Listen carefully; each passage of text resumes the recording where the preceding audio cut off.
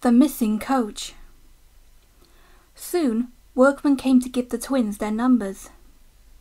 Donald was 9 and Douglas 10. When the men went away, they were left alone in the shed. "You may have noticed, Dougie, that young painters forgot something." "What did they forget?" "They painted brand new numbers on our tenders, but they put our names on us." Donald winked broadly at his twin. "You mean," grinned Douglas, "that we can—" "Just that," chuckled Donald. "Had you wished, here's the inspector."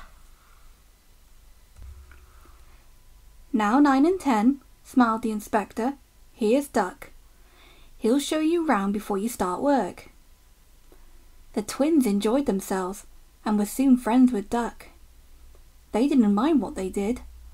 They tackled goods trains and coaches easily. For once, the twins had shunted them. Trucks knew better than try any tricks.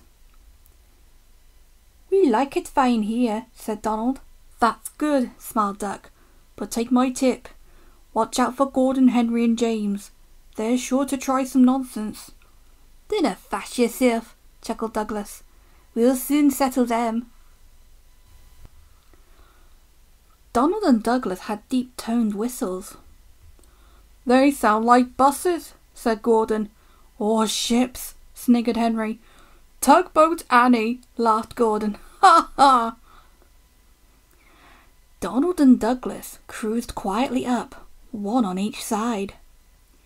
"You wouldn't have been making fun of us now, would you know?" asked Donald.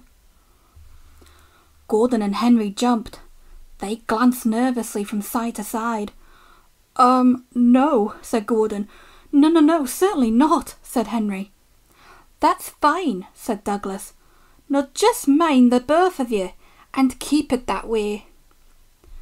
That was the way Gordon and Henry kept it. Every day, punctually at 3:30, Gordon steams in with the express. It is called the Wild Nor'Wester, and is full of people from England, Wales and Scotland. There is also a special coach for passengers travelling to places on Thomas's branch line. When the other coaches are taken away empty, engines have to remember to shunt the special coach to the bay platform. It does not wait there long. Thomas, with Annie and Clarabel, comes hurrying from the junction to fetch it. Thomas is very proud of his special coach. One afternoon, Douglas helped Duck in the yard while Donald waited to take a goods train to the other end of the line. As Duck was busy arranging Donald's trucks, Douglas offered to take away Gordon's coaches. Douglas was enjoying himself when an awful thought struck him. "I hope the Fat Controller doesn't find out I shouldn't be here. I couldn't be eyed going back." He worried so much over this that he forgot about Thomas's special coach.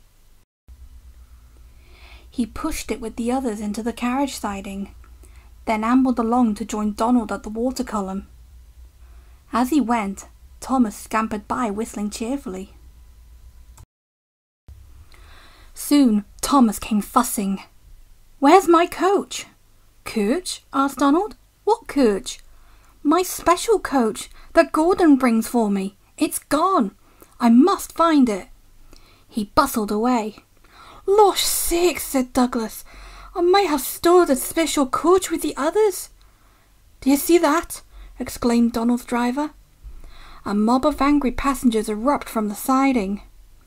"They're complaining to the Fat Controller. He'll be coming here next." "No, listen," said Douglas's driver. "We'll change tenders. Then gnarly away, Donald, and take young goods. Dinna fash yourself about us. Quick now, do as I say." The Fat Controller and 3 passengers walked towards them. But Donald, with Douglas's tender, number 10, was out and away with the goods before they came near. Douglas and his driver waited with innocent expressions. "Ah," said the Fat Controller, "number 9, and why have you not taken the goods?" "Me tender is away, sir." The driver showed him the tender, still uncoupled. "I see. Some defect, no doubt." Tell me, why did number 10 leave so quickly? Maybe, sir, put in Douglas, he saw you coming and thought he was late. Said the Fat Controller. He turned to the passengers. Here, gentlemen, are the facts. Number 10 has been shunned in the yard. Your coach disappeared. We investigate. Number 10, disappears too. You can draw your conclusions. Please accept my apologies. The matter will be investigated. Good afternoon, gentlemen.